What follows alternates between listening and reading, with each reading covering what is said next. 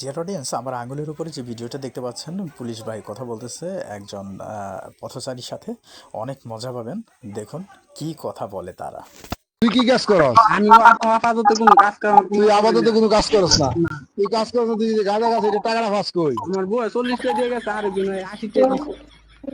আরেকজন 80 টাকা কে দিল তোরে, দান করছে হ্যাঁ, মানুষে? হ্যাঁ, তুই যে আস্তে একটা বেটা জুয়ান বেটা, তুই কাজ করলে তো বেটা তোর 500 টাকা 800 টাকা হাজিরা হইতো। তুই এগুলা না কইরা তুই এই যে গাঁজাটা খাস, তো এই টাকা পয়সা বউ থেকে নেস, আর বউ মানুষের বাসা বাসা কাজ করে, হ্যাঁ, মানুষের বাড়িতে বউ কাজ করে টাকা দেয়, আর এই টাকা দিয়ে তুই গাঁজা খাস। হ্যাঁ, হ্যাঁ, হ্যাঁ। বাবারে, তুই একটা মাল রে।